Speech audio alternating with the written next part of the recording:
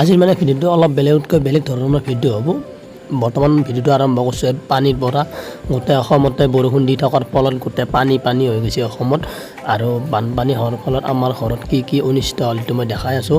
এনেকুৱা হাঁহ 2 ঘণ্টামান পুহিছিলোঁ, হাঁহকেইটা বৰ্তমান পানীৰ ধাৰত ভাহি যাই আছে। এতিয়া বহুত লোকচান হ'ল, মোটামুটি 50,000 মান পালোঁ। আৰু এইফালে ৰঙালাওৰ খেতি, জিকাৰ খেতি গোটেই তল যাই আছে পানীৰ তলত। আৰু এইফালে কাজিটেঙাৰ খেতি আগৰ ভিডিঅ'টো দেখাইছিলোঁ, 10 জোপামান আছিল, বৰ্তমান পানীৰ তলত ডুব গৈ আছে। আৰু এইফালে গৰুৰ কাৰণে খেৰৰ পুঁজি এটা বনাইছিলোঁ, পুঁজিটো মেক্সিমাম 30,000 টকা মানৰ খেৰে ভৰ্তি কৰিছিলোঁ, এতিয়া পানীৰ তলত ডুব যায়, আধা ভাহিও গ'ল। আৰু এইফালে দেখি আছোঁ এইটো বৰ্তমান ৰকেট ধাৰ বুলি কয়, এই ঘৰৰ কোণা দিয়ে পৰছে, আৰু এইটো ৰাস্তাৰ দৰমুখেদি এনেকৈ পানীটো আহি কিনে আমাৰ চোতালেদি এনেকৈ সোমাই গৈছে। বৰ্তমান এই দেখা পাইছে পূৰা ৰকেট ধাৰ, পূৰা ফৰফৰাই যাই আছে পানীবিলাক। আৰু এনেকুৱা মানে এই দেখাই পাইছে কাঠি, এই মন্দিৰৰ কাঠি হয়, এনেকৈ থহি চব লৈ গৈছে। আৰু চোতালখনতো বৰ্তমান মাটি দিছিলোঁ, মাটিগিলা বৰ্তমান লৈ যায় কিনে কাৰ বাৰীত পেলাক হিচাপ নাই।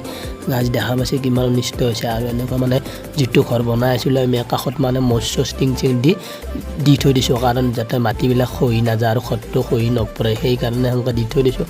আৰু এনেকৈ মানে দেখাই আছোঁ আমাৰ খেতিখন, বহুত খেতি জিকা আছিল, এই কচুৰ খেতিও মাজে মাজে আছিল, এই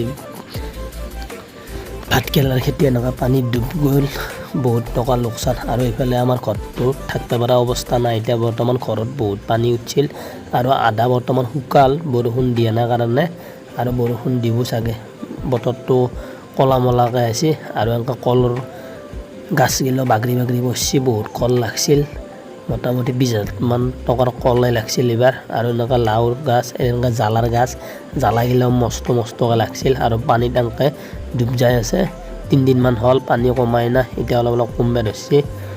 আৰু এইফালে আমাৰ এইটো পুখুৰী বুলি কয়, পুখুৰীটো মোটামুটি 30,000 টকাৰ মাছ দিছিলোঁ, গোটেই ওলাই কিনে নাচি বাগি গুচি গ'লে। খালৰ পাৰকেইটা দেখা পাইছে না, 4টা খালৰ পাৰ পূৰা তল গৈছে, মাছবিলাক গোটেই ওলাই গ'লে। গাইছ, আজিৰ এই ব্লগটো এইখিনি সৰু কিবা এটা আছিল। আৰু এইটো আমাৰ গৰু নিয়া ৰাস্তা আছিলে ৰেল লাইনৰ ওপৰত, বৰ্তমান ৰাস্তাটো এতিয়া অৱস্থা বেয়া। আৰু এনেকৈ বহুত টকা লোকচান হ'ল, মেক্সিমাম 1.5 লাখ টকা লোকচান হ'ল। বাই।